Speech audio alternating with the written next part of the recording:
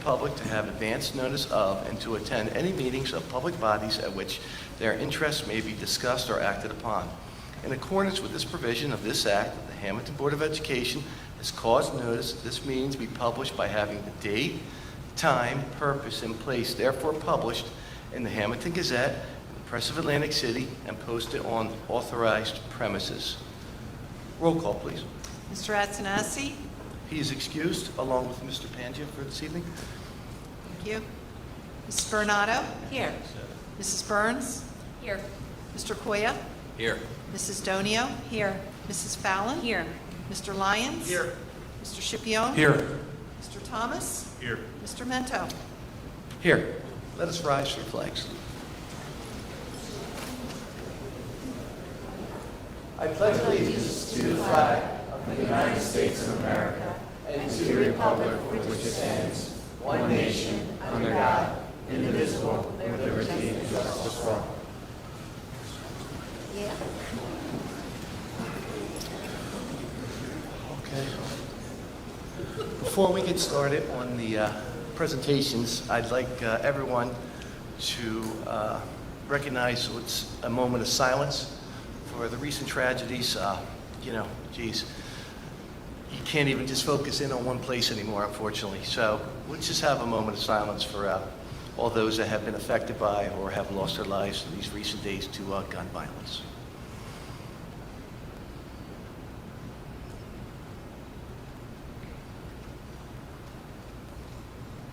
Thank you.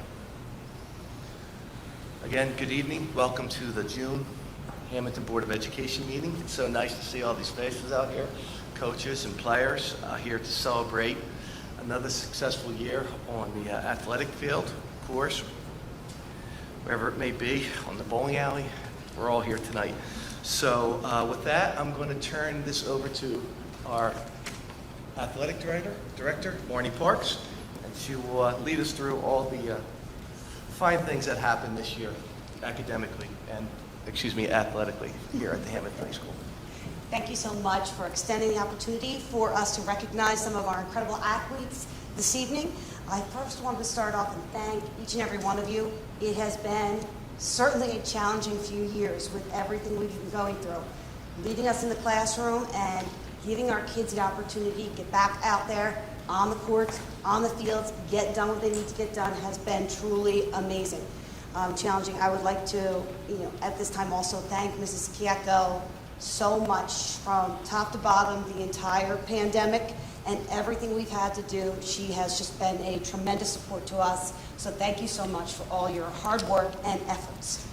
And what we're going to do here is call up some of the coaches, and they're going to share with you some of the amazing accomplishments that we've been able to have this year when we're getting back into things.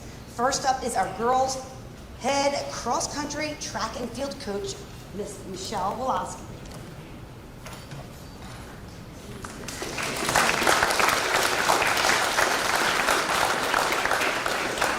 Thank you for having us here today. First, I'd like to thank the Board of Education, the administration, the athletic department for all the support, and also my assistant coaches, which are Harry Balicki in cross country, Dave Majowski in winter and spring track, and Kristen Silvesti in spring track, as well as our team parents for all their support.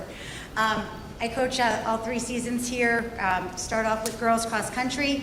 A highlight from girls cross country is that Juliana Ruff had a top 10 finish in the Atlantic County Championships when she placed 9. I guess I'll go through all of them first and then all of them. And then in winter track and field, Caitlin Fields set school records in the 800 meters, 600 meters, and she also qualified for the state Group 3 championships in the 800 meters. Amina Sykes set school records in the 200 meters and the 300 meters, and Juliana Ruff set a school record in the 1,000 meters. And then in spring track, we're still currently competing, but so far we've had a few records and highlights. Emma Peretti, she set school records in both the shot put and the discus. She was named Outstanding Throwing Performer at the West Effort Relays. She is Atlantic County and Cape Atlantic League champion in the discus. And she also qualified for Penn Relays, where she was the top New Jersey finisher and 5th American. Also, Emma Peretti and Angelina Catania, they set a school record in the 2-woman discus relay. And a big team highlight that we had this year is for the first time in school history, we won the West Effort Relays Division III. And I would like to congratulate all of our team members for that because every girl on the team did contribute to our team score. Our team members were Sage Burnett, Angelina Catania, Natalie Claus, Jordan Colasordo, Angelina Cordalesa, Ileana De Jesus, Juliana D'Agostino, Danny Durallo, Caitlin Fields, Brianna Gazera, Sierra Handy, Kylie Kozlowski, Emma Longo, Ariadna Martinez Lopez, Alyssa Orsino, Emma Peretti, Sophia Purvis, Kaylee Rainier, Brooklyn Ravenstall, Juliana Ruff, Hannah Salida, Sam Scafidi, Jessica Shinsky, Alema Sinone, Sadie Smith, Amina Sykes, Brooke Syvertson, Jenna Tebow, and Sky Weisbecker. Thank you so much. If the girls would like to come up for their certificates.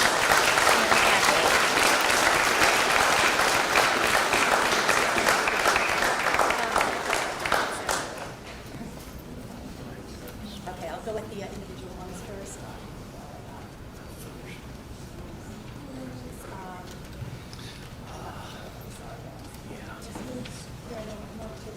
Ms. Parks, would you like to have the teams line up over there? We'll get a group photo. And parents, for each individual team, please feel free to come up and take a picture.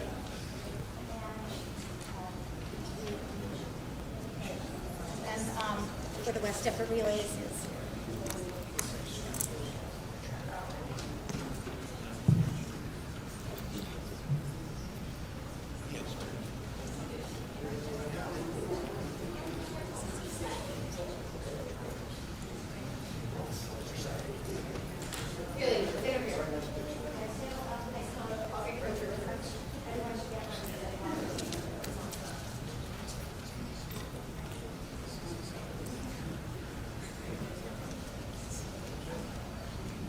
Parents, guardians, please feel free to come on up and get a picture. I know we have this paper here.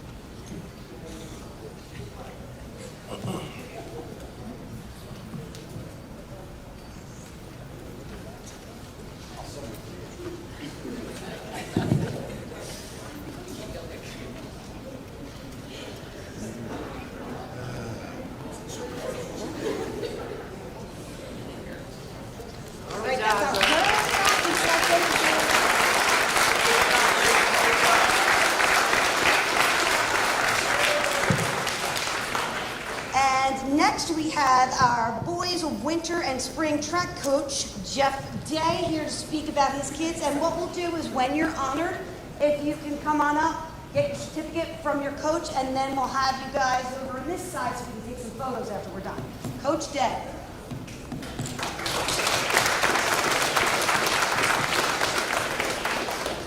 Good evening. Thank you to the board for letting me have the chance to kind of point out what the team has been doing and what some of the individuals have done.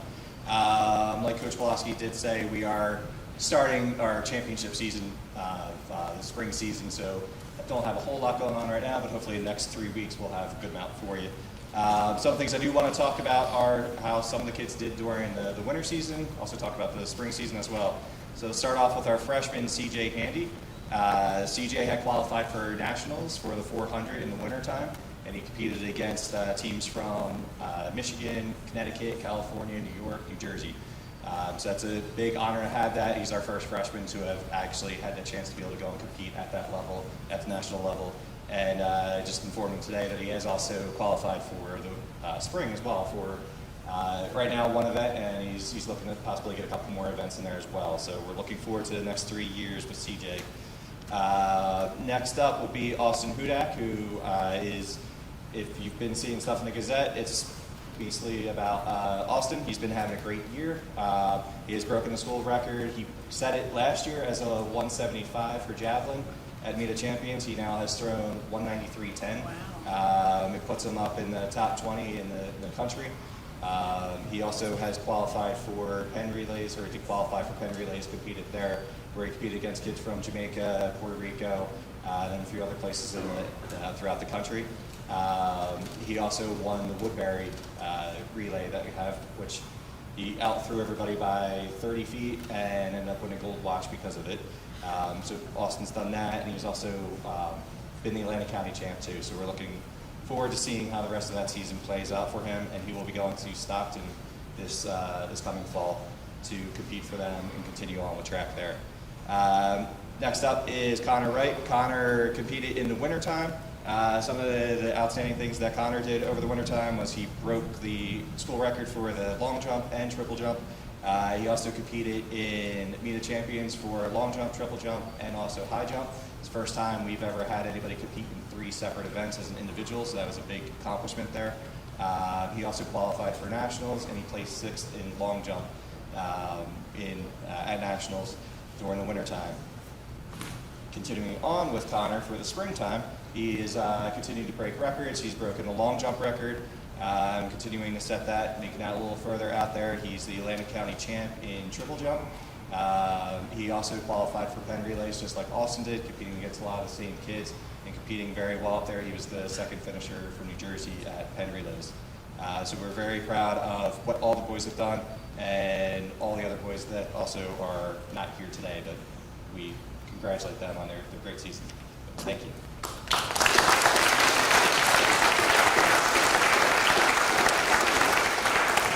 Also, because I don't write things down, I'd like to also congratulate the coaches as well. We couldn't be here for these 3 gentlemen if it wasn't for Coach Elena Day, Coach Tony DeRosa, and Coach Alex Georgianis.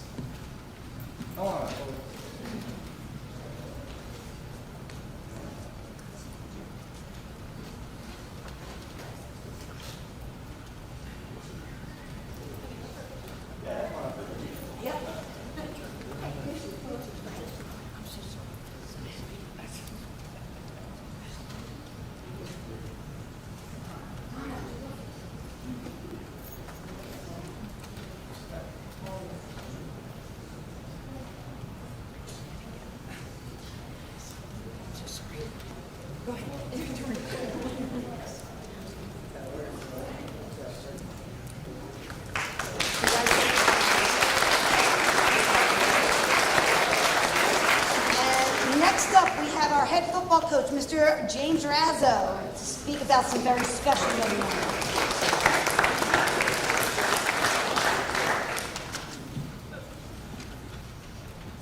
Just wanted to thank the administration, special thanks to the athletic department, and of course the school board for all the support that they not only give to the football program, but all the sports out here. So just give them a hand.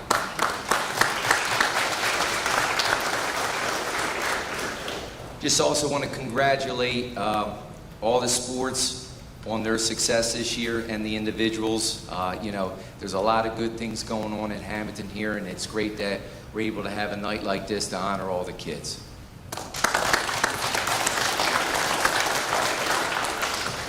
We had 4 individuals wound up making first team all conference. The first one, Jaron Hill, was a very unique situation. Kid that hasn't played since his freshman year decided to come back out his senior year and actually led the conference in interceptions. And I think that's a pretty unique situation to jump back into a sport, and it just goes to show you his hard work and dedication that he gave the program.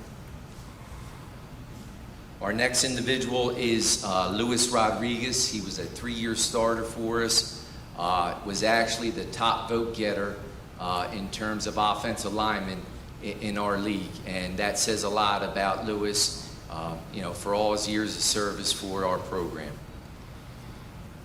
Next individual is Austin Hudak. Austin led our team in tackles this year, was one of our captains, and you're seeing up here for multiple sports, so that just goes to show you, you know, the tremendous work ethic he has, not only in football, but in other sports as well.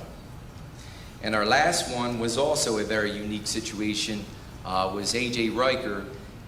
Here's an individual, was a 3-year starter for us, one of our captains, unfortunately had a very serious injury in which he missed part of the season, but was determined to come back, was able to play in the last 3 games, and still made all conference. And that just goes to show the respect that he had earned over the years through all the coaches. And, all these guys we're definitely going to miss, and just want to thank them, and we appreciate it. Thank you.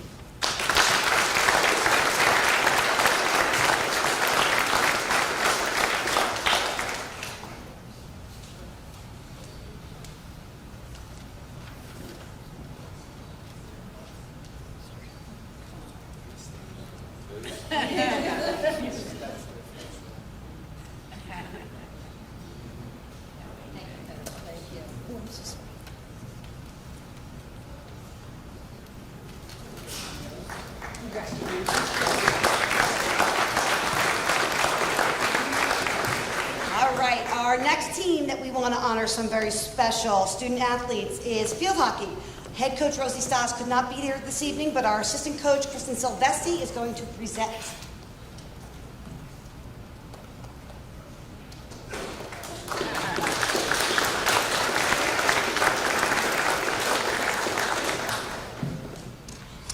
Hi, I'm Kristen Silvesti, and I'm here to honor some of our field hockey athletes. First, I want to point out that the field hockey team really had an exceptional season. We went 16-5, and I think that that's really impressive. 12-4, I believe, in the Cape Atlantic League. The two ladies that are being honored tonight for getting first team Cape Atlantic League are Olivia Osborne and Abby Gobush. So Liv is a senior. She was a captain this year. Liv was one of the girls that had the prettiest stick work possible. When she had possession of the ball, she could genuinely make a defender on the other team fall because of her ability to handle the ball. And she's going on to play at Kutztown next year, and that's really impressive to sign Division II. And actually this year, I believe she scored 13 goals on the season. Abby is a sophomore, also got first team Cape Atlantic League. She scored 20 goals and had 9 assists this year, making her the highest goal scorer on the team. And she also had 2 hat tricks during the season, which is pretty impressive. And Abby's one of those girls, she works hard on the field and off the field and in the classroom, and I think that in the future she's really going to offer a lot to our team moving forward.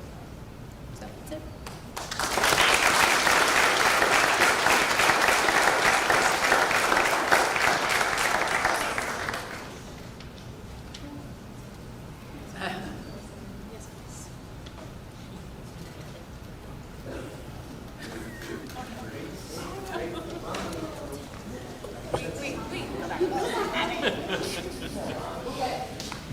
Coach Silvesti's coming back.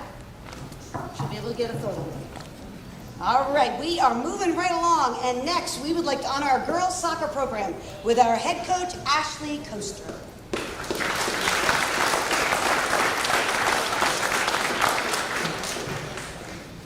Hi. First, I want to thank administration, especially Mrs. Parks, as well as the board. I got this job 2 years ago straight out of college as a 22-year-old. Never thought I would be not only teaching right out of college, but also a head varsity girls soccer coach. So that was like a dream come true for me. So really appreciate that opportunity. I'm here tonight to honor 3 of my really awesome athletes this season that I had the pleasure of working with. The first one was a senior. Her name's Reagan Mole back there. Reagan had an awesome senior season. I coached her the past 2 years. She started every single game for us this year. She was a leaguer on the team. Like I said, played every 15 games, maximum minutes. She was our league and goal scorer with 5 goals. She also had a lot of assists on the season, 5 assists as well. So that was really cool to see, not only her scoring goals, but also leading the team in assists as well. She was an awesome person to coach, awesome teammate to all of her young teammates that looked up to her. And at the end of the season, she won honorable mention for the Cape Atlantic League American Division. So we're really going to miss her next year. Another senior that we had this year was Sydney Sorrentino. Sydney was our senior captain this season and a 4-year varsity letter winner, which you don't see that very often. So that was really cool to see as well. I had Sydney the last 2 seasons too. She started playing every minute of every game. Like I said, she was a captain, leader, owning off the team. Not only was she a leader on our back line defensively, she also was able to score 3 goals for us, which is kind of unheard of as a defensive player, so that was really cool to see as well. Sid won first team all Atlantic League in the Cape Atlantic League Conference this year, and she's actually continuing her soccer career at Lynn University in Boca, Florida. So I'm excited to see her soccer career continue next season.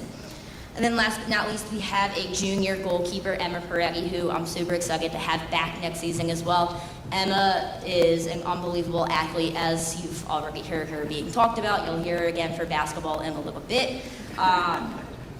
Emma's one of those athletes that she just wants to be better. So you already see that she's really, really good at her sports. She stayed after pretty much every single practice for soccer this season to practice on some sort of her game. So not only is she putting time in when her teammates are, she's doing it after when no one else is as well with her coaches. So that's awesome to see in an athlete. At the end of this season, she was unanimously voted as the best goalie in the Cape Atlantic League American Division and received first team all honors for that. She was also voted as an all-state honorable mention athlete. So I'm super excited to have her back next season and I'm looking forward to it.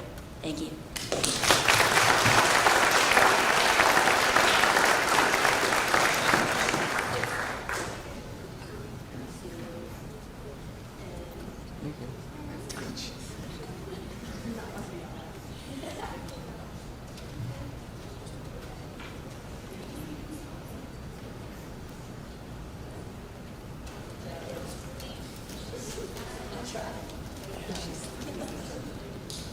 Congratulations, ladies. Our next coach that we would like to come on over to the microphone is Stephen Adderzone. He's our head boys soccer coach. Coach Adderzone, if you could join me. Coach will be speaking about the boys' accomplishments, but I wanted to give special recognition to our 2021 Boys Soccer Coach of the Year for the AC Press.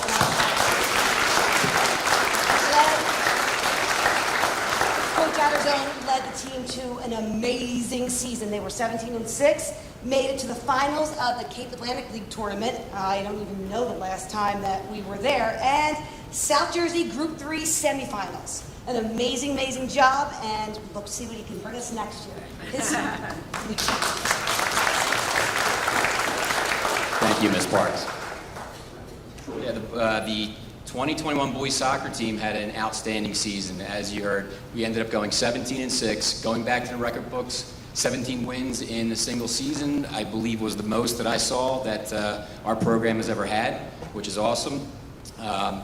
Some other team accomplishments that we did this year, as Ms. Parks just mentioned, we did get invited to the Cal tournament as a top 4 team in the Cape. We did make it to the finals of that tournament. The team was invited to participate in the Southern New Jersey Coaches Cup tournament, I believe for the first time in the history of the program. Those teams that get selected for that are the top 16 teams, regardless of size, in the South Jersey area, which is an awesome accomplishment. The Blue Devils earned the top seed in the NJSIAA playoffs, reaching the semifinals of that tournament. And then lastly, the Hammonton boys Blue Devils won a piece of the division, earning the title of co-champs of the Cape Atlantic League American Division for the first time in the history of the program. So it's awesome.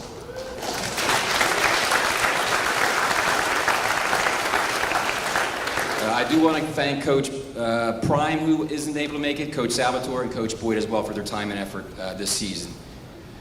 Individual players that earned some end-of-the-year honors. New Jersey All-State honorees. We had 3. We had Tyler Lowe, Gavin West, and Chris Volk. AC Press second team, Tyler Lowe was selected.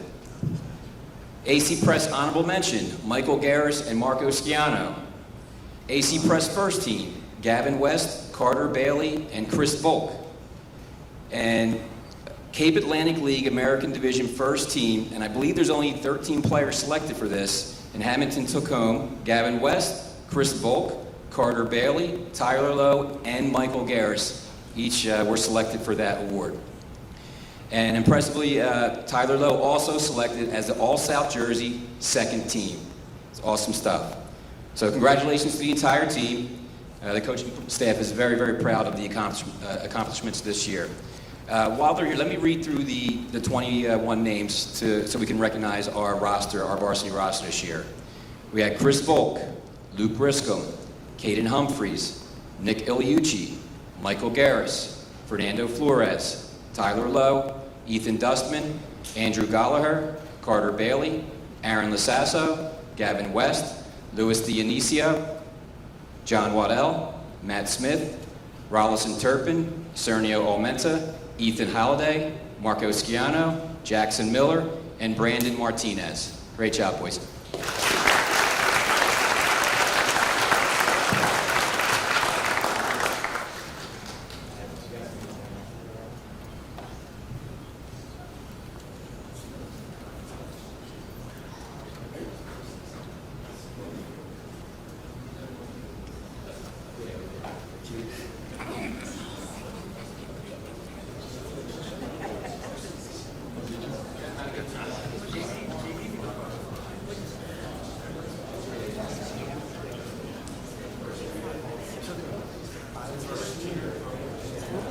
On wide lens.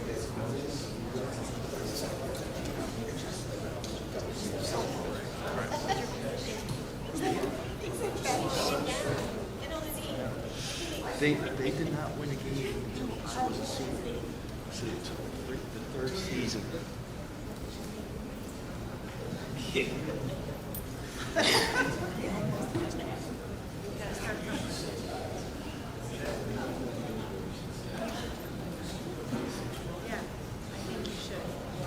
He does not run. Hey, Coach Adderzone.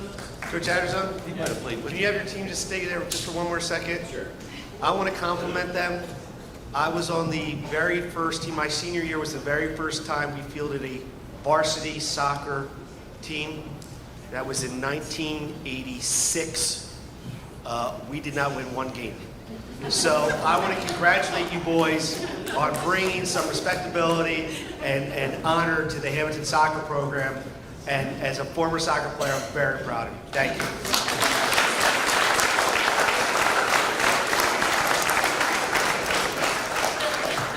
I guess the program came a long way, Mr. Donio.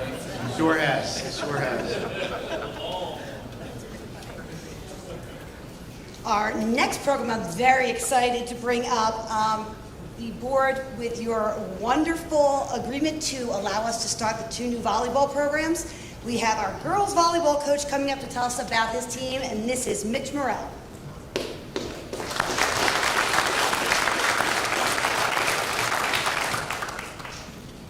Hello.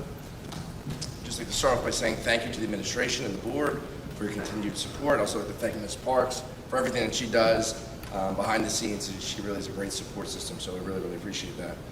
This year, our season went really well. We fielded over 37 girls in the program. We also added a freshman program, which was really, really exciting, getting more girls out. This year we were invited to the Cal tournament, one of the top teams in the Cape. We had our first 10-win season in school history, and we actually hosted the first ever home playoff game for volleyball at the school. So it was a really, really exciting season. And one of the main reasons for that success of our team, besides the hard work of my coaching staff and the girls, a lot of it has to do with my player, the young lady that we're honoring tonight, Tiffany Peretti. Tiffany is a junior, and she is a leader for our team. Her hard work is infectious. She's everything that you would want in a player, in a daughter, in a student, whatever you would want there. She's just a perfect example. She earned the honor of first team all-conference this year, her second year in a row, which was amazing. And talking about setting school records, Tiff is the school record. Every time she scores a point, it's a new school record. Every ace that she has, it's a new school record. So I'm really excited to see what she's going to do next year in her senior year, hopefully leading us to bigger and better things, and she's very well deserving of this award. So thank you, Tim.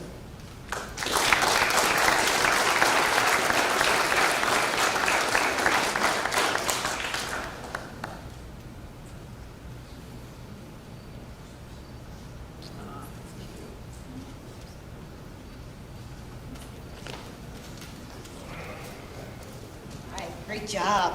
All right, we're moving ahead. And now we'd like to have Joe Martino for boys basketball. He's been with the program 21 years now. And he's going to tell us about some of his kids. Come on up.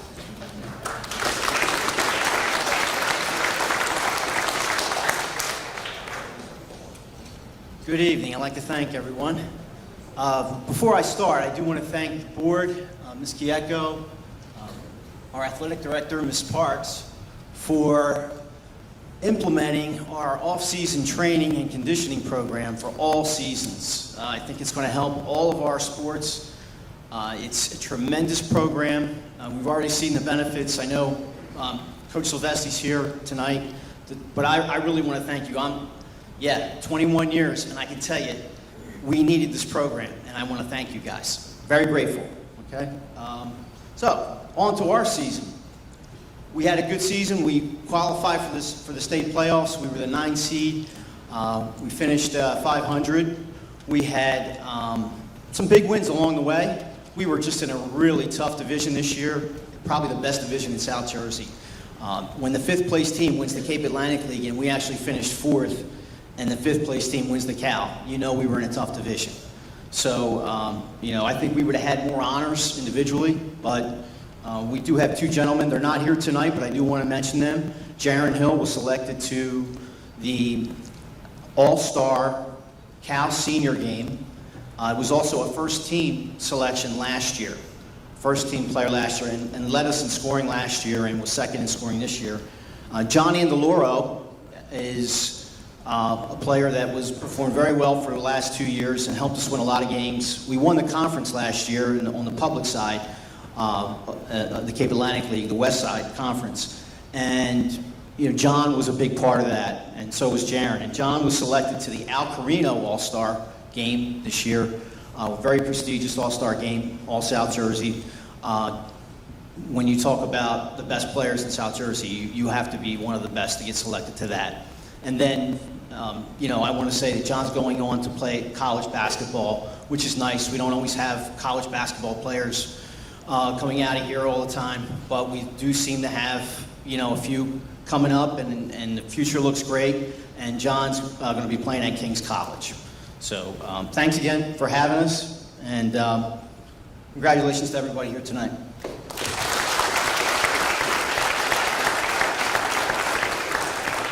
All right, down to the final 2.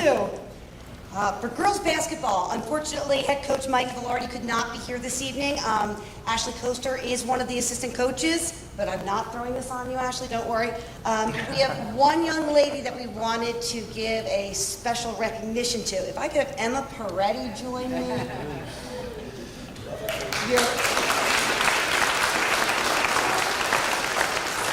Beautiful certificate, but let me tell you a little bit about what Emma has accomplished as a junior 3-sport athlete.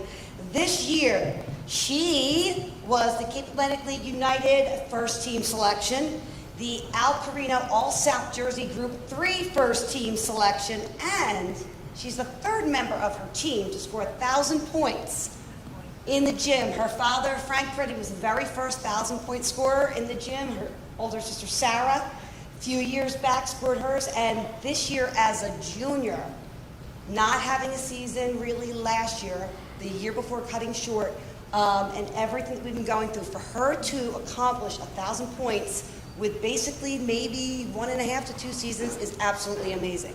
So we're looking forward to see what happens next year, and congratulations.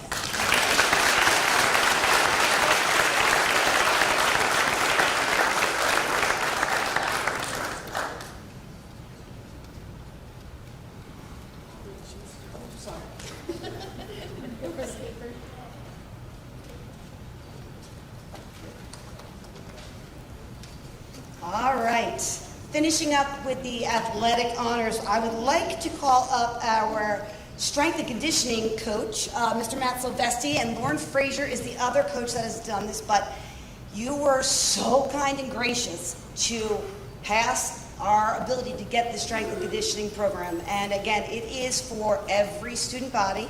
It is for all the athletes and even teachers and things in the building. So this is going to benefit everyone. To be on the competitive forefront, we need to have these things and have these kids have this training, prevention of injuries. So thank you so much for bringing this to us. And I'm going to have Mr. Silvesti tell us a little about it. Yeah. Hello, everyone. So this year, like everybody talked about, the school board did approve a strength and conditioning program, and I just wanted to thank you for that. I also wanted to thank Coach Frazier, Ms. Parks, Coach Martino, Coach Moriello, and Ms. Chiecco for also helping to make this a reality for our school. The program will give every athlete the opportunity to train for their sport, right, which will help them not only improve in their sport, but it will also help their mindset. It will help in injury reduction, and I just think it'll be an overall positive experience for our school. My favorite part about the strength training program is that it's available to students who also do not play sports at our school. There's a huge focus on students' mental health right now, and this program will have a positive impact on so many of our students at Hammonton High School. Strength training and physical activity helps improve students' confidence, their mental health, their ability to make friends, and also to strive for success in the classroom. So tonight I picked, we had upwards to over 50 kids in our program, which is pretty cool because it just started in winter, you know. But I picked Emilio Aquino to talk about tonight. Emilio does not play any sports at Hammonton, but he mentioned to me that he was planning on becoming a Marine in my phys ed class. So when I heard this, I got super excited because I said, oh, I can help you with that. You know, you're going to have to get ready to train, right? Get your mindset. I told him to read a book that he actually already listened to. He listened to the Audible version in about a week. But Amelia lost 20 pounds in 5 weeks just by participating in our program. So Amelia also has a deployment date. He's going to leave July of next year. And I'm just very proud of him, and I can't wait to help other kids just like Emilio and all the other athletes in the school. So again, thank you, and I can't wait to see this thing grow, all right? Emilio, come on up.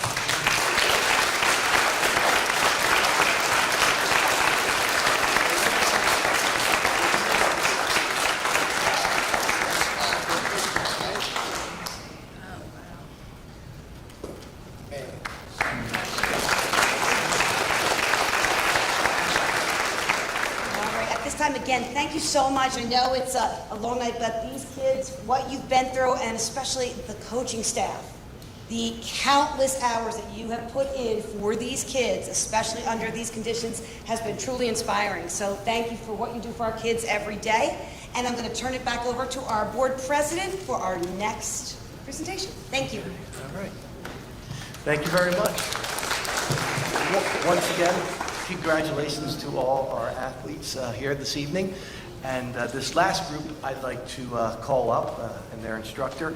Although they might not technically in the word be athletes, I have to tell you, they certainly are one of the hardest working groups that we have in this entire school. I mean, you name it, day or night, snow, rain, it doesn't matter.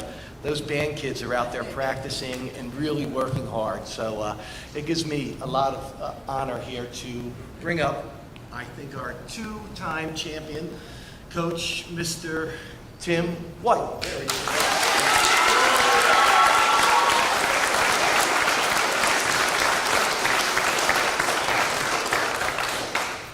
Thank you, everyone. This is a really awesome, special night for the marching band and for the band students. I'd like to thank Ms. Chiecco for the invitation. Thank you to the Board of Education for your continued support with the band program and the marching band. I also like to thank the coaches, and it's such an awesome night sharing the night with all these fine athletes in the room and sharing the football field, the practice field with all of you guys. So let's give a round of applause for all the wonderful athletes in the room.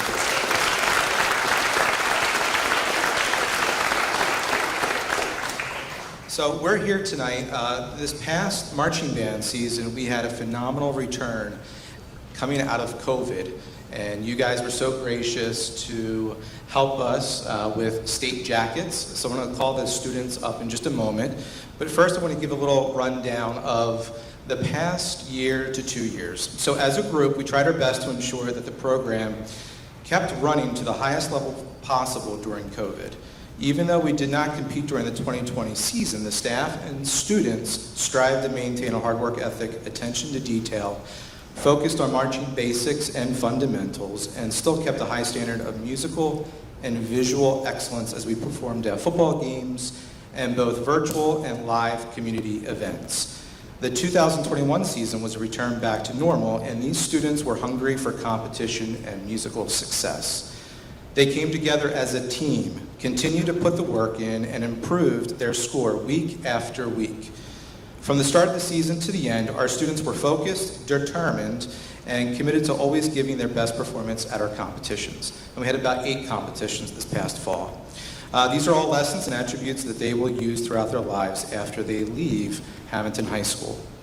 So there's a lot of life lessons, of course, with athletics, marching band, and whatnot. Not only did these students win state championships in the fall with Tournament of Bands, the marching band competition circuit that we were in, they also won Region 1 chapter championships back in 2019 prior to the start of COVID. So these students are amazing, they're so talented, and it makes me proud to be their band director.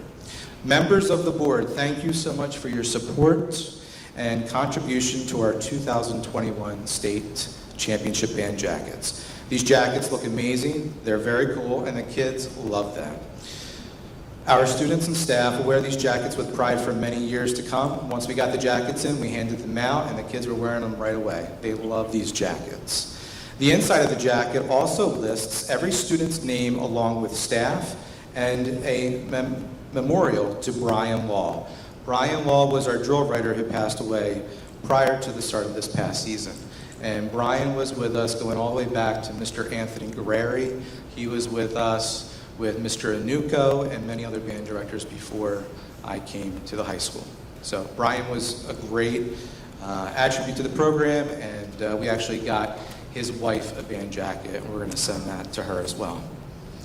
These jackets represent the hard work, talent, commitment, teamwork, and dedication that these students all have, not just in music or on the football field, but in their school studies and in life.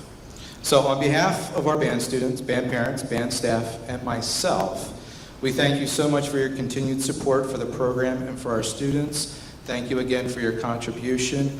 Coaches, thank you as always for your continued support with the marching band program. Myself, the staff, and the kids certainly appreciate it. So at this time, I'm going to, as I call the marching band students up here to take a picture with their jackets on, I do have a list of names to be read. Can I also have Mr. Larson and Mr. McLaughlin, our drill instructor and assistant marching band director, to the podium, please. We have certificates to give out to the students, and of course, you can see our jackets on display. So can we have Angel DiGianna Vittorio come up? Cole Herman, Jessica Barahona, Amelia Hess,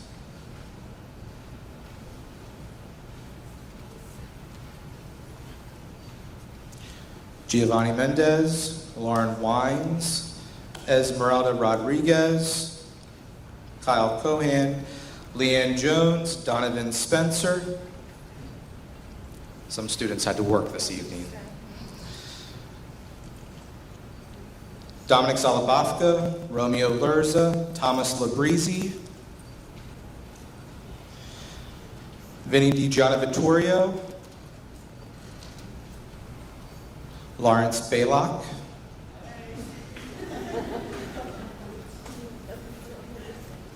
Virginia Echeverria, Ryan McLeod,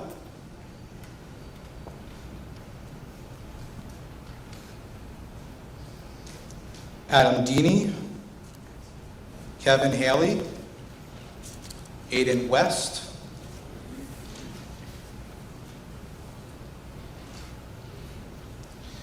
Hannah Santora, Josh Weichel, Joey Linneman, Vincent Lasasso, Emma Leeds, Noah Weiss,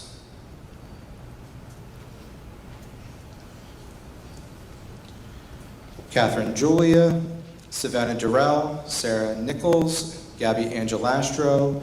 We have Katie Labrizzi, Destiny Dahl, Shantae Davis, Alexa Erkman, Nicole Town, and Sophia Midori.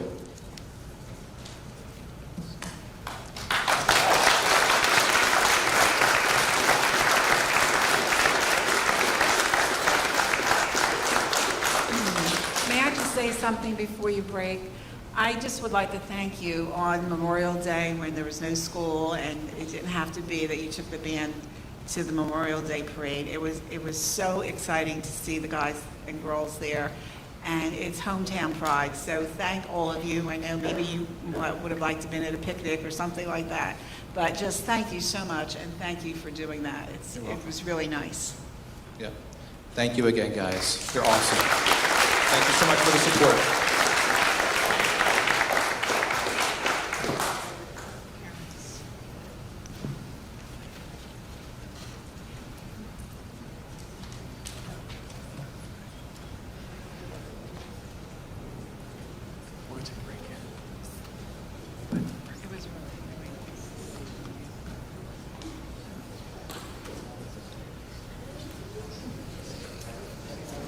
Okay, thank you.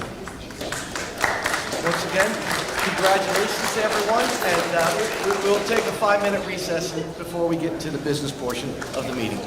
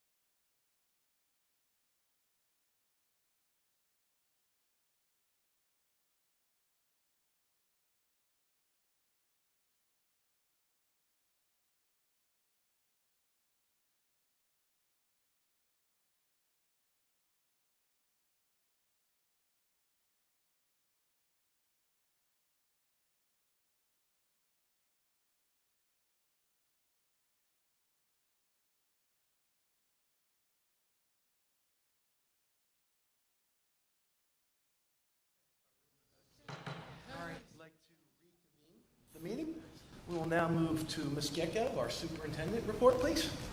Thank you, Mr. Mento.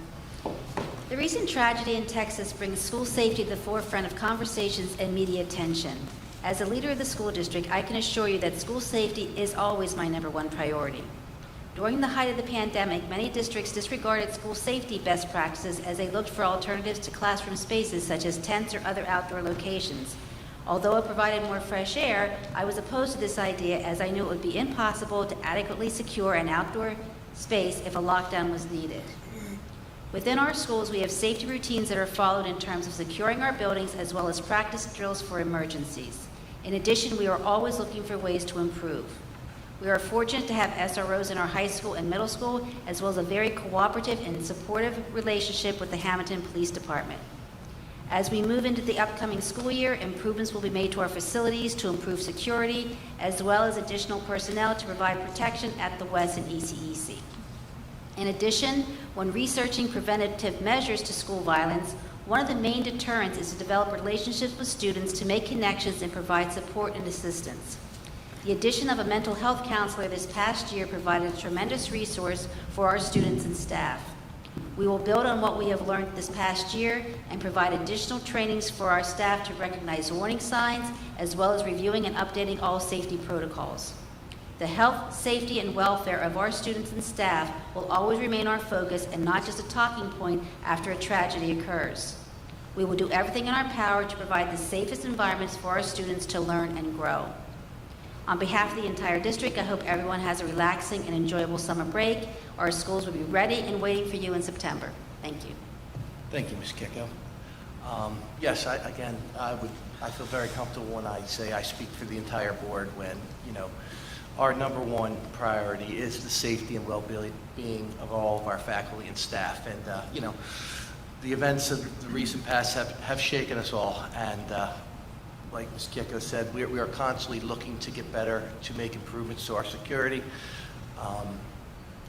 Unfortunately, there are some things that you might not ever be able to plan for, but you have a plan in place. So God forbid if something were to go wrong, that at least with your planning and drilling, that you can minimize whatever possibilities there could be with some type of problem here in the school. I don't even want to say the words.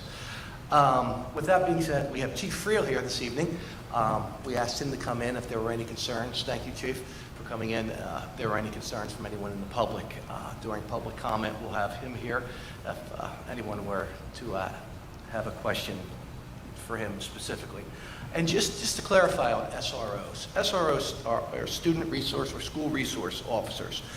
That program started back under the Clinton administration, and what it was, and actually it was funded federally back then. And what that was to put police into the schools and have them form relationships with students. It wasn't necessarily, it definitely wasn't like what you're looking for today, into where it was a police officer here to protect the children. It was actually to have a police officer here to build relationships with the students and to prevent things and to encourage a positive relationship between the children and police. So as time goes on and things have changed, now we find ourselves leaning on the police not only for that student resource officer to help us and build those bonds and to educate. I believe it's the DARE program still. Is that what you teach? Lead now. Okay. One more time. Lead. Law enforcement against drugs. And on top of all that, now, we look for the police to protect our children as well. So I know Mrs. Bernardo, I'm sure you'll be having a safety meeting in the near future. And we're going to discuss, how we can either, bring in more police or augment the officers that we have here currently with potentially a outside source of some recently retired state police. So rest assured, we take our safety and security very, very seriously here. And we will do everything humanly possible to keep all our people safe. More buildings and grounds. I have some good news. We now have received a total of 8 buses. 7 new buses were delivered just this week. We still have 7 more. These are brand new international buses that have a very high quality ventilation system. And this was all paid for with a federal grant. Hat tip to Ms. Prettyman, who had the idea to see if this would qualify for those funds, and we put that 1.7 million or so to very good use with 15 new buses that our fleet was aging, and we were a little concerned how we were going to replace those. So that's about half of our fleet, and the existing 15 still have some time, and who knows, maybe in a few years there'll be some money out there where we could possibly go to an electric bus. That would be nice to see that happen too in the future.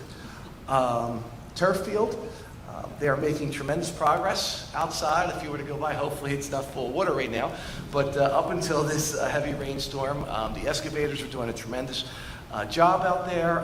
They're filling in the stone, and if everything goes according to plan, right now we are on schedule, and I look forward to seeing some real good field hockey games out there this fall.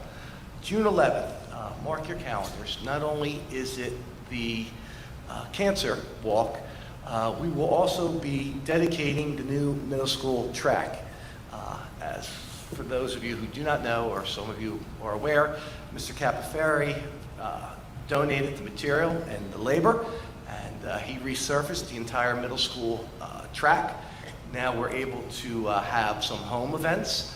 It was striped professionally, and it really looks nice out there. So we felt it was a very good idea, while we were going to have the cancer walk and some people out there, to cut a ribbon and express our gratitude for all the good work that really he does around the entire district to Mr. Capaferri.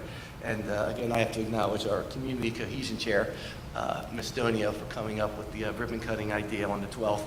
And also, I know Mrs. Burns reached out to the 11th, June 11th. You reached out to Mr. Moriello, and yeah, they're very excited to do that.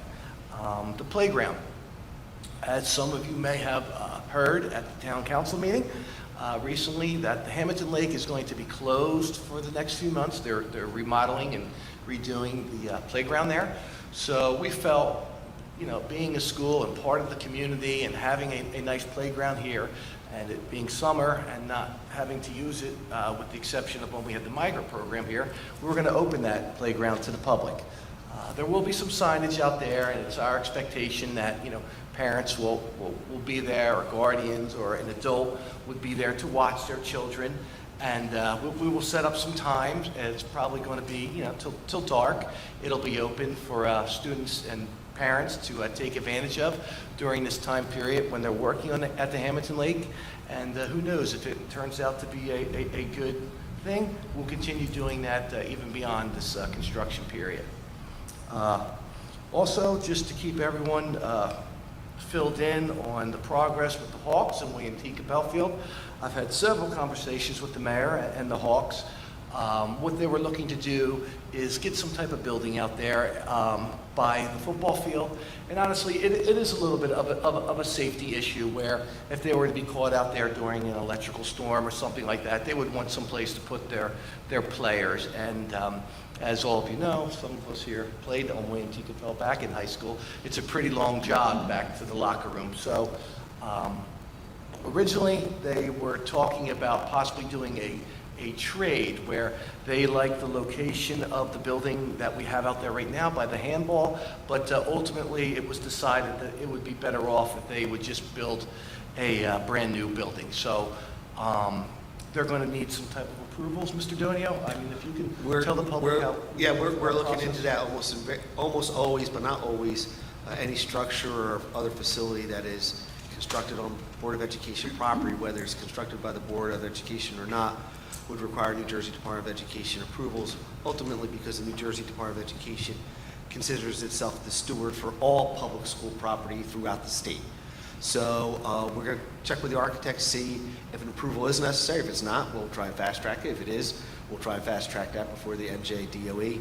Our architect has a great relationship with the Director of Facilities there, and so we should be able to get that done just as we did with the turf field as well. Fantastic.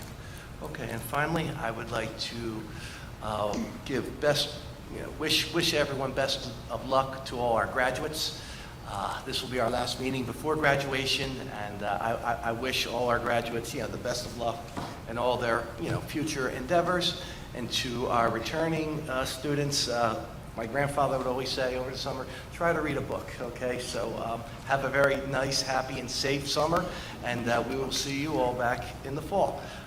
That concludes my report, and I will now move to my right to our sending district, Folsom, Mr. John Thomas. Just happy to announce that we have reached a contract agreement with our teachers, a 3-year contract. It was well deserving of what they wanted, and we certainly wish we could give them more and hope to in the future. But we hope to execute that agreement at the board meeting on the 28th, and we're pretty happy, and they seem to be pretty happy. So that's all I have. Thank you, Mr. Thomas. Mr. Lyons, Finance, please. From the Finance Committee, there's a number of things on the agenda tonight that we'll take action on, but I'll touch on 2. Mr. Mento gave a good update of the progress of the turf field. You'll see on here the board's voting for a change order.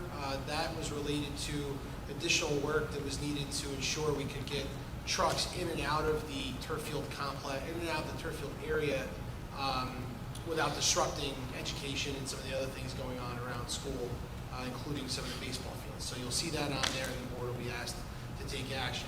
A little bit farther in the agenda, you'll also see the board taking a number of actions with our architect and bond counsel. That is all related to the board's commitment to the ECC expansion.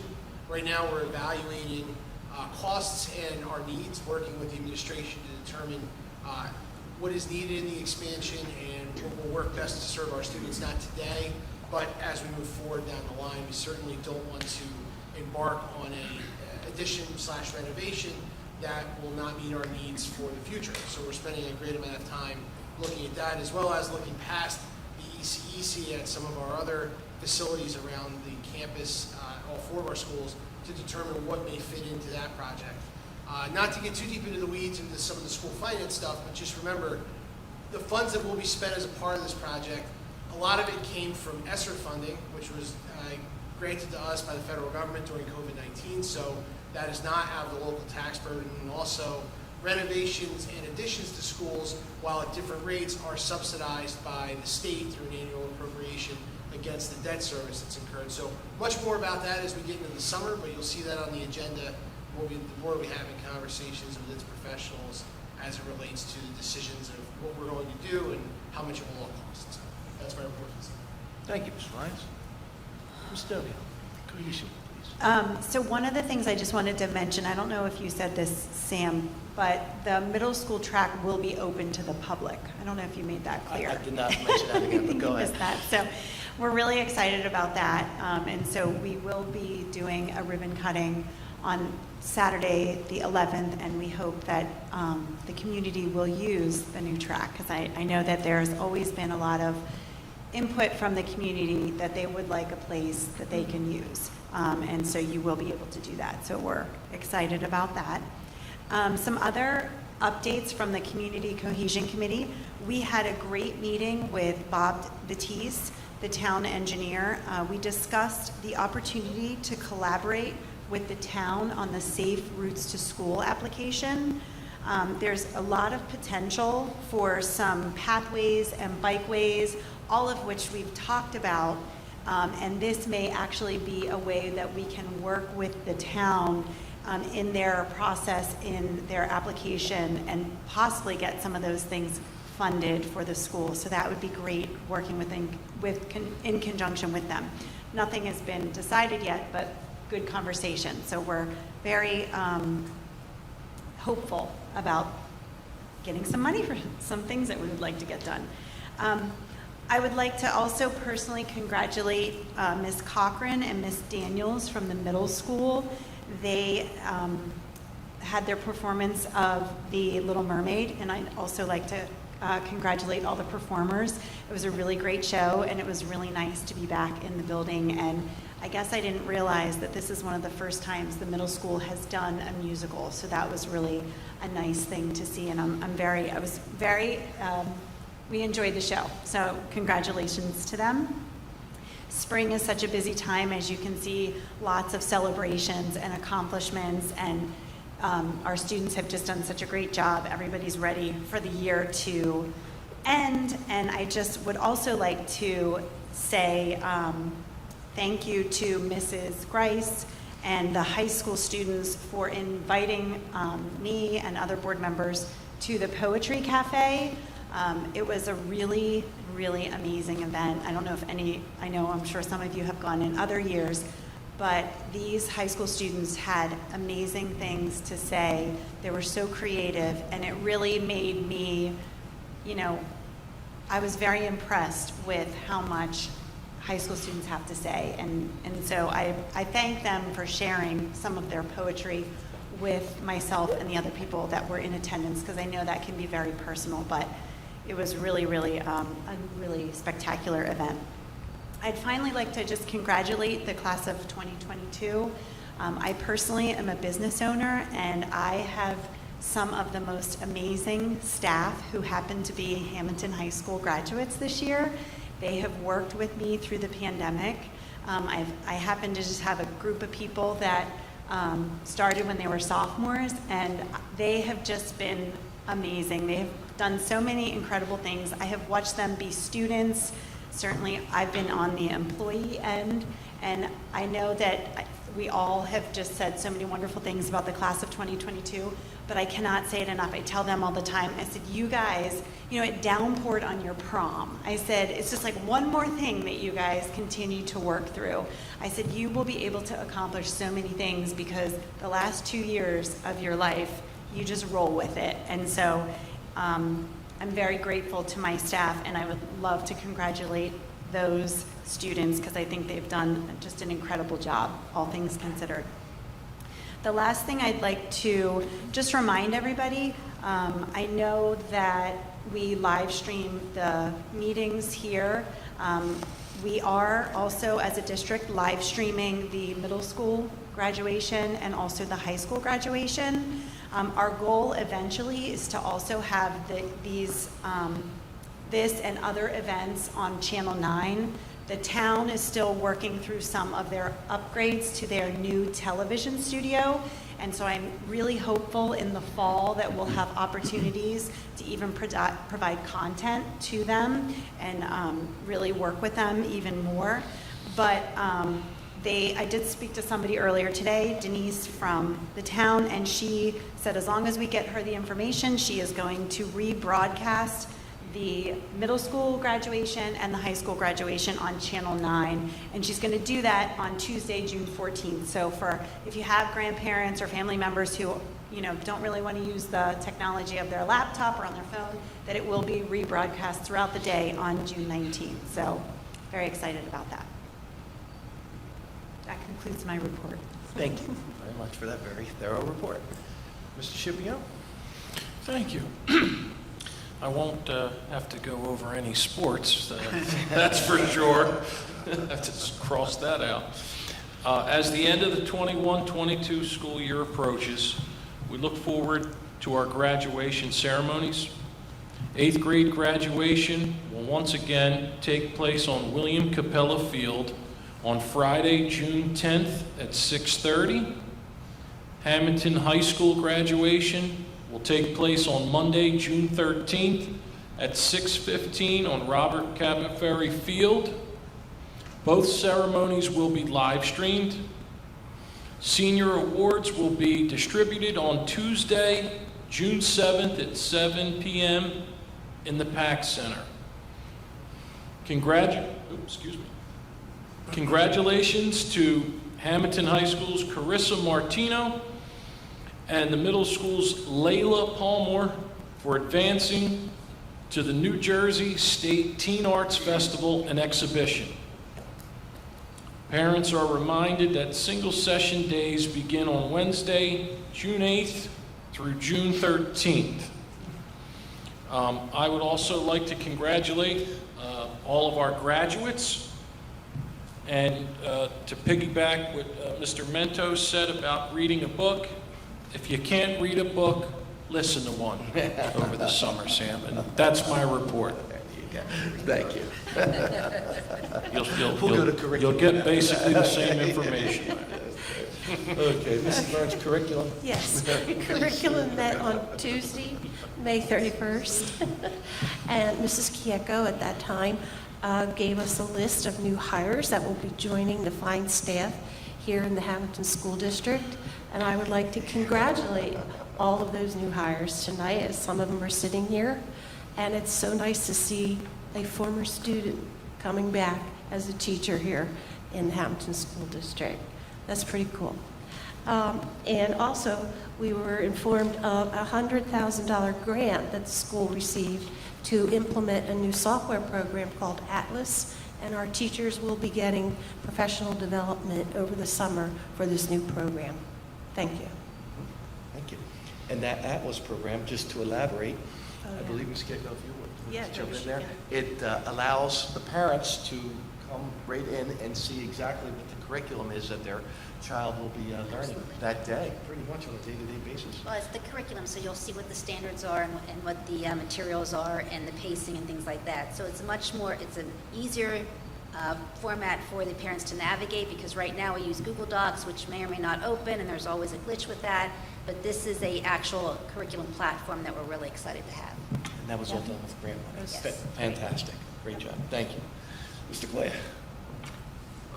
Yeah, I don't really have anything to report, but I do have a question, if I could. The Hawks building, did we decide like where that's going to go on the property or anything like that? That you just mentioned? Yeah, I did recently receive an email, it was today or yesterday, I think, with a little map, and it appears as though specifically it appears as though it's next to the bleachers, I think. It is They're something. talking about behind the bleachers, they're behind the press box. Mm-hmm. They're going to have to put together, an actual site plan and everything for us, but that's where they're talking about building it. Right there. It would Yeah, be it's something that I've just received. inside the fenced-in area of William T. Capel Field, if you can imagine how it would be, how it was Yeah, closed in for the tickets. I'm imagining right behind the home field bleachers. I know there was conversation before about possibly allowing them to use the building that's there now and putting a building somewhere else that would maybe possibly we were actually be going more to do a trade for the buildings, Right. but and then they had asked if they can get into it now, but it's impossible for us to move out all our supplies temporarily. Someone actually had said put it on the gym. We can't do that now, and they understand that, but when they build a new building, they'll be able to move right in there at the time, and I think you So know this too. will it be like a discussion amongst the board, or does somebody just make that decision? If we're going to move out our... Where the building will go, or? Well, yeah, of course, they're going to have to go through the whole procedure. I Yeah, believe the Mr. very Antonio touched on it first, earlier. my recommendation would be the first process is for them to maybe, they had just communicated this, I'm looking at it, it's from, I want to say today, at 1, where they actually identified an area that they might, and we'll have that conversation, talk to our architect to make sure it fits into our long-range facility plan. But pursuant to our agreement, they have the ability to do so, provided, and we have final approval, so it would have to come back to the board, but the board's approval is subject to not being unreasonably withheld. So if it otherwise meets all the standards that it needs to and what have you, wherever it fits, and it, provided that our architect says it doesn't impede, ingress and egress and meets health safety standards, I don't see any reason why we'd have any reason to say no. Yeah, no, I was just maybe suggesting it possibly the trade option that Mr. Mento had just mentioned may be more beneficial to both us and the Hawks, because A, they can get into that building now, and B, we can build a building where a delivery truck doesn't have to drive over our soccer field to deliver supplies.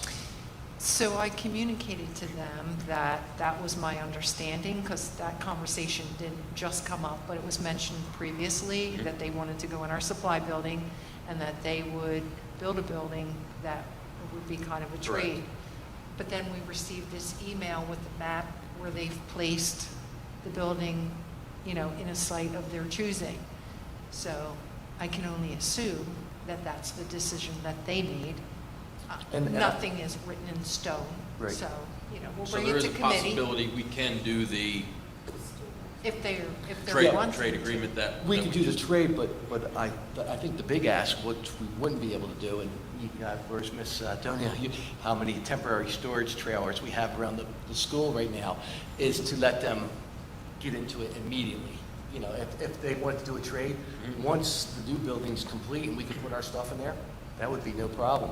But honestly, conversations with the mayor, he felt like he was going to get the short end of the stick, purchasing and We building get- a they brand get the new old. building for us, and they get a 30-year-old building.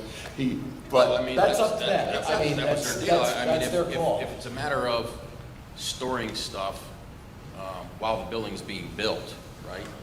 We can put a trailer or a shed in the parking lot there where all the Hawks park. If that, you know.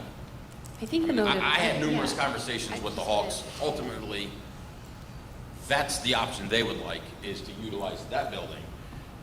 Well, I think the motivation was to utilize some kind of structure soon for a safety reason for the kids. Like if you look outside, the sky's opened up with thunder and lightning.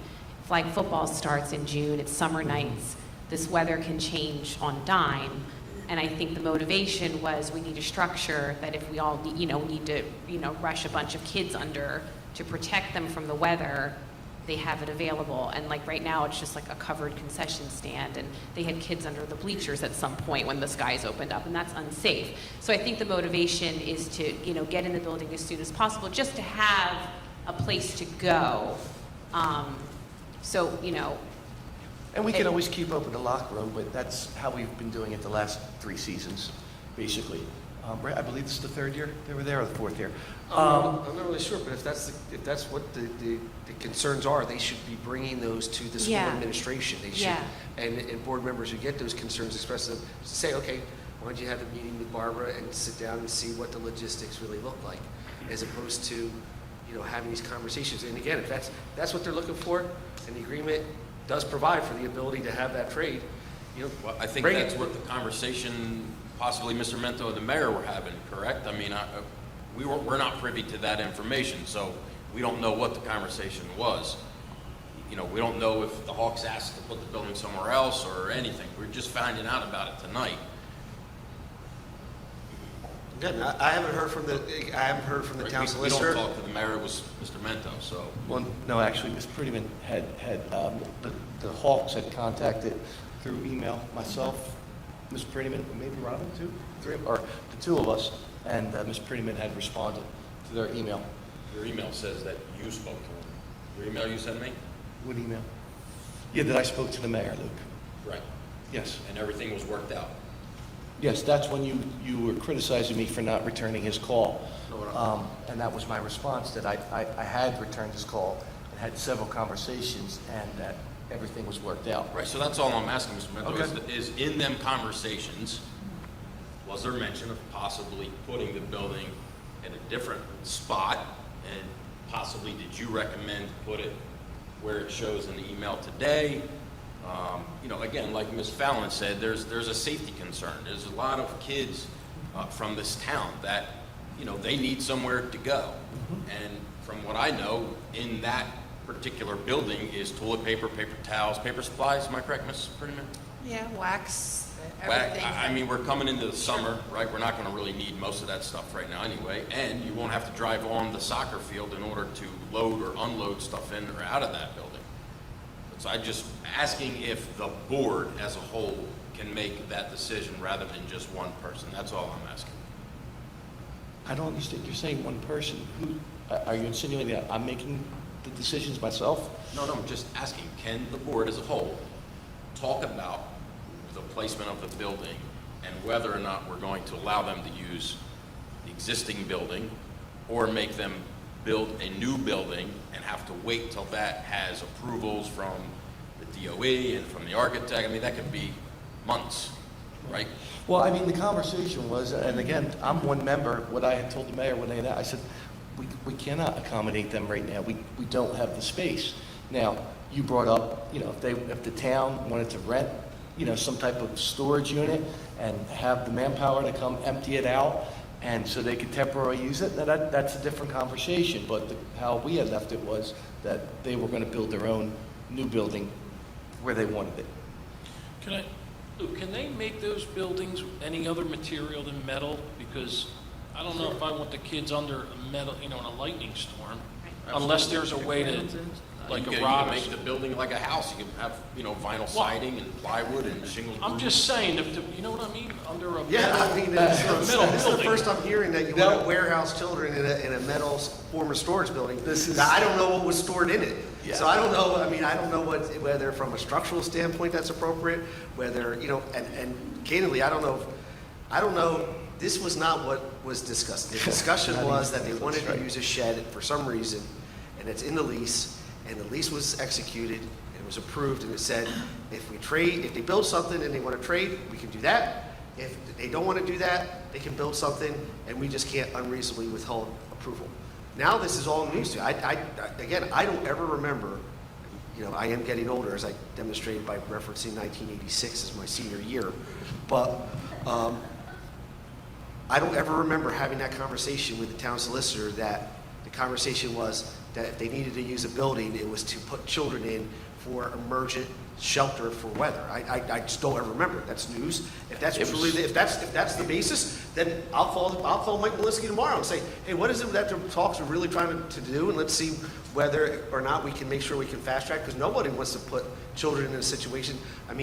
We started off this entire conversation where the health, safety, and welfare of students first and foremost, and then their staff and other stakeholders is the number one priority of this board.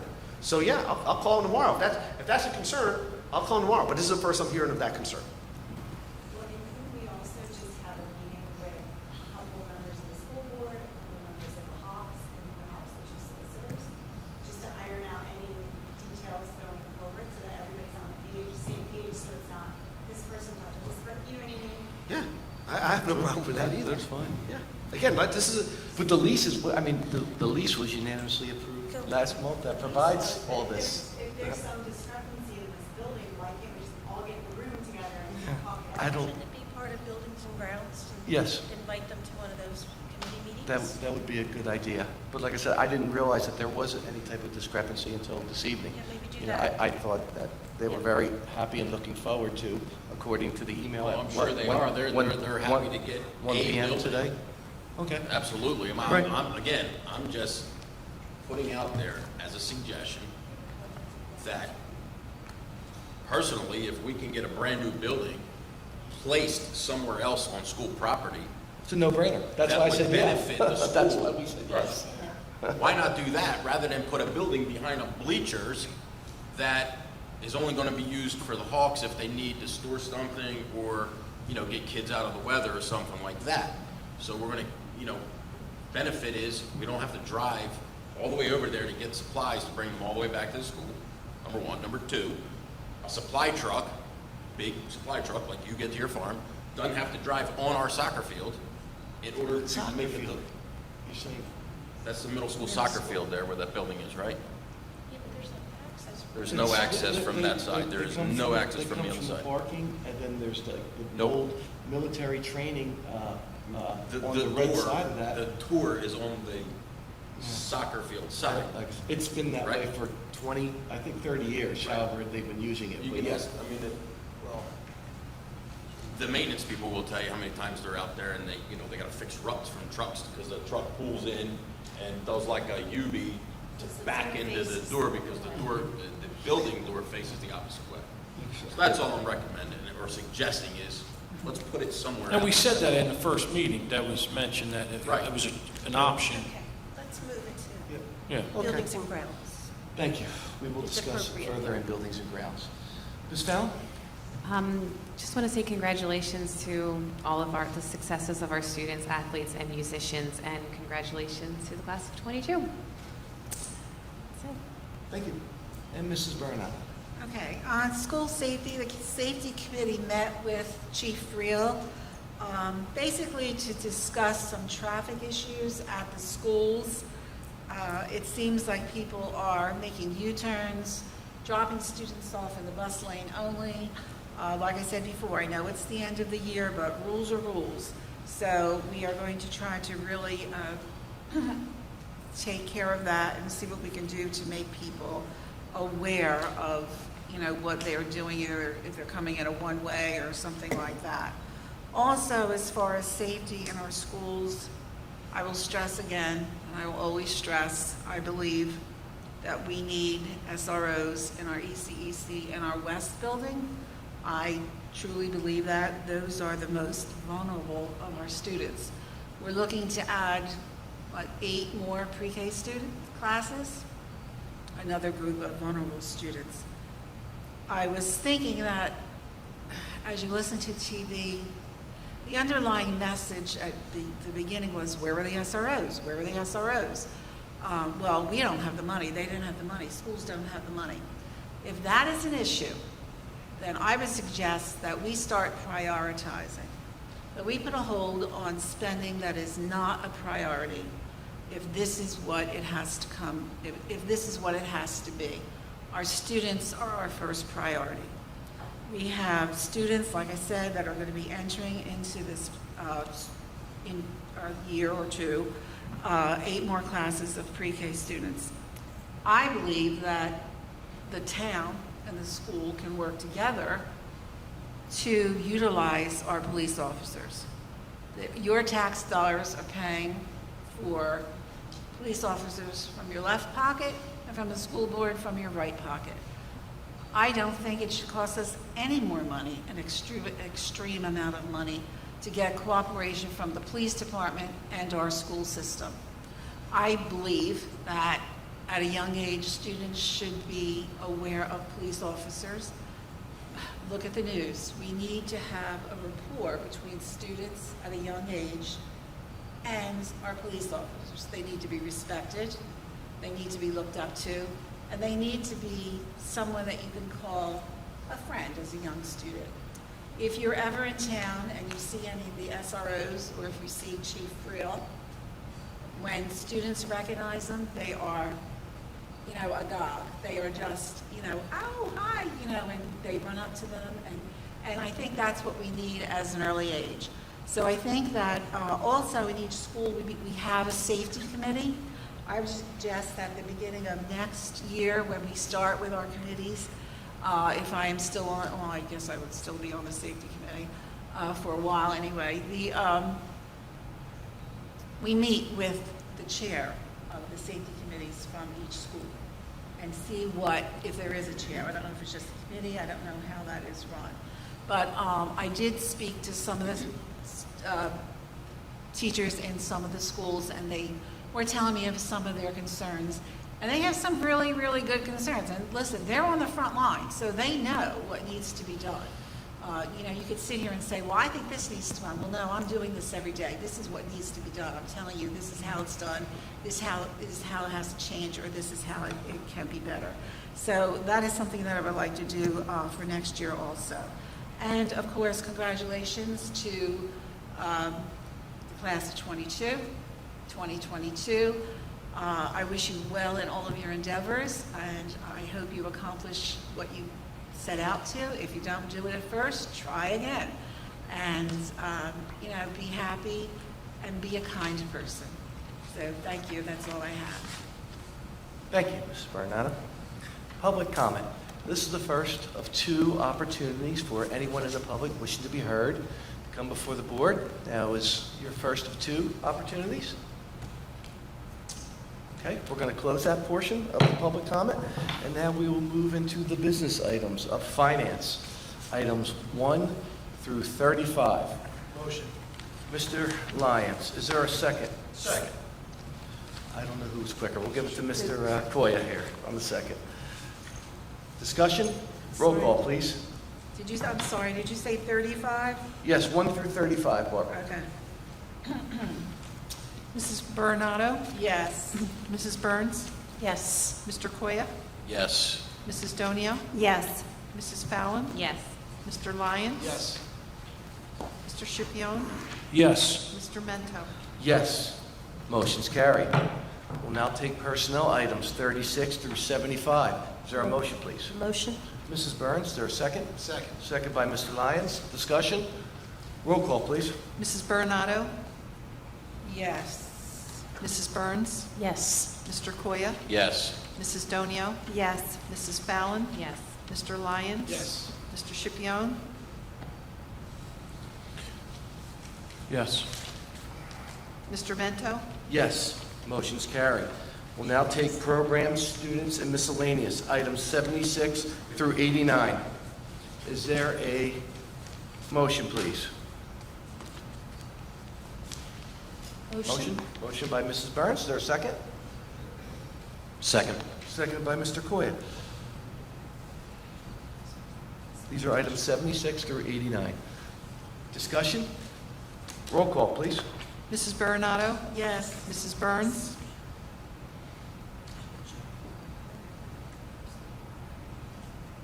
Yes. Mrs. Burns? Yes. Boy, Mrs. Burns, your voice got deep. We switched. I identify as Miss Burns today. Oh, boy. Mrs. Donio? Yes. Mrs. Fallon? Yes. Mr. Lyons? Yes, with the exception of 80. On 80, I vote no. I'm sorry? Yes, with the exception of 80. On 80, I vote no. Thank you. Mr. Scipione? Yes. Mr. Mento? Yes, motion's carry. We'll now move to the addendum, and I'll entertain a motion for the finance items 90 through 96. Motion. Mr. Lyons, is there a second? Second. Mrs. Donio. Got the second in there right before Mr. Scipione. Discussion? Roll call, please. Mrs. Baronato? Yes. Mrs. Burns? Yes. Mr. Koya? Yes. Mrs. Donio? Yes. Mrs. Fallon? Yes. Mr. Lyons? Yes. Mr. Scipione? Yes. Mr. Mento? Yes, motion's carry. We'll now move to the final item on the addendum, personnel item number 97. Motion. Is there a second? Second. Second by Mr. Koya. Discussion? Roll call, please. Mrs. Baronato? Yes. Mrs. Burns? Yes. Mr. Koya? Yes. Mrs. Donio? Yes. Mrs. Fallon? Yes. Mr. Lyons? Yes. Mr. Scipione? Yes. Mr. Mento? Yes, motion's carried. Yes. Number 66, I'd like to abstain for the record. Recuse yourself. Recuse. Great. You didn't make a first or a second on that, No. did you? No. I made the motion and somebody else, I think it was Tom. 66 Yes, with that was- Burns and Lyons. Burns and Lyons, okay, Yeah. you're good, okay. Very good. He has to recuse him, go ahead. he just gave it the first, he gave it the second. That's not Okay, very good. Okay, let the record reflect he recuses himself on the conflict, and that's good. Public comment. This is the second opportunity for anyone in the public wishing to be heard. There we go. Lead us off, Chief Friel. Thanks for coming out tonight. To come up. A lot of times, Kevin Friel, Chief of Police, also a Hammonton resident. I just feel compelled. A lot of times, people are quick to criticize and say that a government body or school board is going to react to something and does nothing proactive. I just want to stand before you to say that the cooperation between the school administration, the school board, the police department has been more than 1,000%. We've talked and discussed things every time there's any type of event. Patrol officers, if I don't have SROs that I can send from other schools, I'll designate officers from patrol to come to events that the school has, just to make things safe. There was a band concert that was the evening of that tragic event in Texas, and we immediately had officers. There were 4 officers that were at the school building throughout the event to make sure that things are safe. We practice what we preach. We do our drills, the school district does their drills, and anytime that there is anything that even would consider to affect the safety of our school district, our students in our school district, we are quick to be proactive to prevent any type of tragedy from occurring. More than 50% of my police department are residents of our community, and with that purpose, our officers are trained to respond. If we had a tragic incident, which it's a shame that anything like that in our society can happen, I could recall all of those officers to come and respond to quickly quell any type of incident that occurs with minimal loss, because that's what's important in our community, is for our community to be safe. Not just feel safe, but be safe. So I just wanted to thank you all for all that you do, and just wanted to curtail. A lot of times the keyboard warriors want to say that the school district or the police department wants to do a lot after something happens. we've been on the forefront of making sure that safety is always in our mind, not after something happens. So I just want to thank you. Thank you.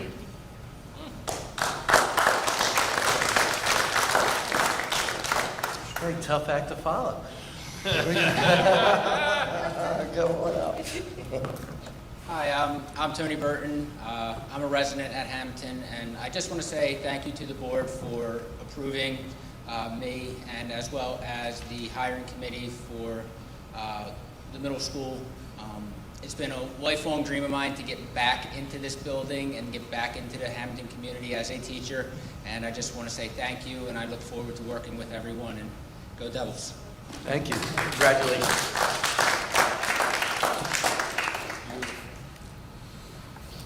Good evening. My name is Miss Kabibo. I just wanted to thank the board and the new hirees. I will be the new 8th grade special ed math teacher over at the middle school. I did not grow up in Hammonton. I actually moved to New Jersey about 3 years ago, but I've been teaching at the high school here as a long-term sub for the last year.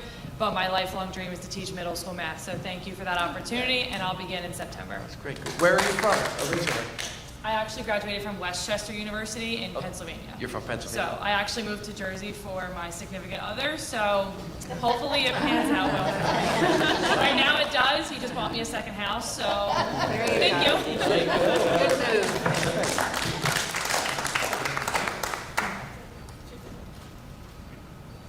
Hello, everyone. Hi. Hello, everyone. My name is Ian McCarthy. I am going to be the new special ed social studies. I just want to thank the board and the administration. I'm really excited about working here in Hammonton and want to do as much as I can for the school and the community. Thank you. Thank you. Yep.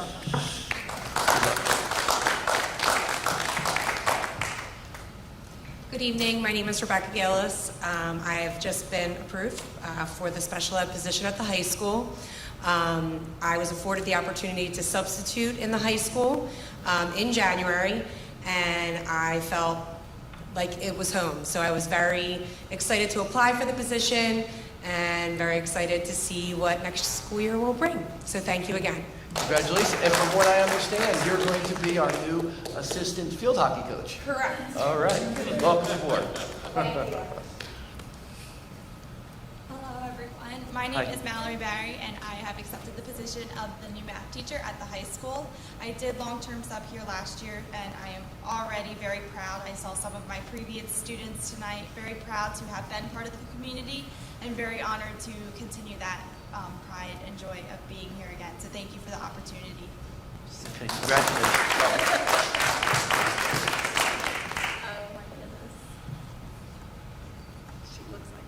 Hi, everyone. My name is Jessica Lynch. I am going to do the Title I reading intervention position over at ECEC in West. I am not originally from Hammonton, but I've lived here for a few years. My kids go to the school now, and I'm really excited as both a resident, a parent, and now to be a part of the Hammonton School District. So thank you so much for the opportunity. I appreciate it, and I look forward to being more involved in the school. Thank you. Congratulations.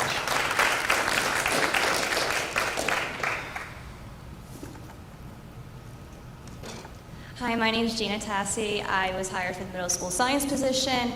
I wanted to thank the board and Ms. Kieka for the invite to this meeting. I'm not originally from Hammonton. I live in Sicklerville, so not too far. I'm currently teaching high school biology, so I'm excited to get back into middle school, have fun with the students. I'm looking forward to September and working with all of you. Thank you. Okay, congratulations. Is that it? Anyone else from the public? Okay, we're going to close that portion, public comment, and I'll entertain the final motion of the evening, please. Motion to adjourn. Is there a second? Second. Seconded by Mrs. Donio. All in favor? Aye. Thank you, and good night, Hammonton. Meeting adjourned.